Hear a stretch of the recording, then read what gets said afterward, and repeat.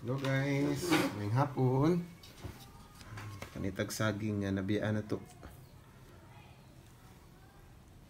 Oh,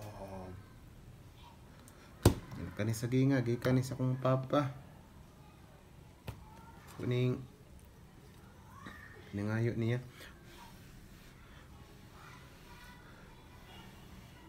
Kuning may waon gagmay na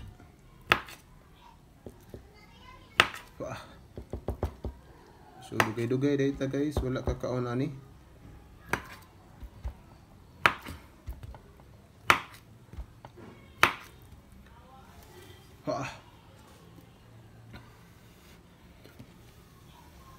Ito guys, pag kumakain kayo nito 2 beses sa isang araw, bali sa umaga kanin, tanghali ito, hapunan ito, sigurado ho akong papayat po kayo.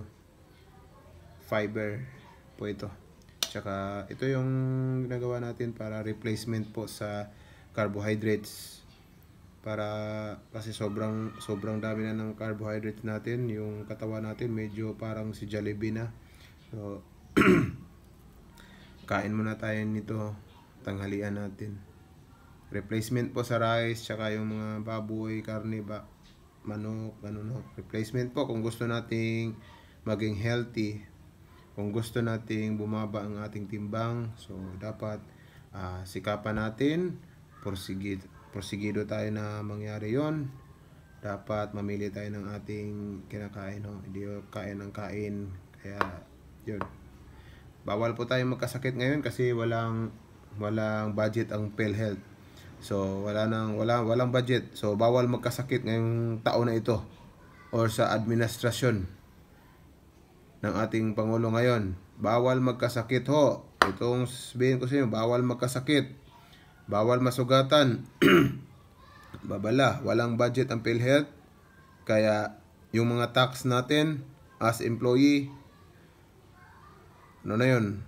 Babush na yun, babush. Walang budget ang PhilHealth, bawal magkasakit. Hindi pa rin tayo membro ng AKAP, 4Ps, mga ayuda dyan, kung ano-ano lang mga ayuda. Hindi tayo membro dyan. So, bawal magkasakit. Nagbubuhis tayo. Nagbibigay tayo sapat ng ating mga contribution sa gobyerno. Hindi tayo kasali sa mga ayuda na yan. Yung mga iba, malapit sa DSWD, ang gaganda ng bahay, ang lalaki ng bahay, ang gaganda ng mga kotse, kasama sa ayuda. Tayo hindi. So kain na lang tayo nito. Iwas sakit. Ito. Yan. Replacement sa rice po. Maraming salamat. Babush.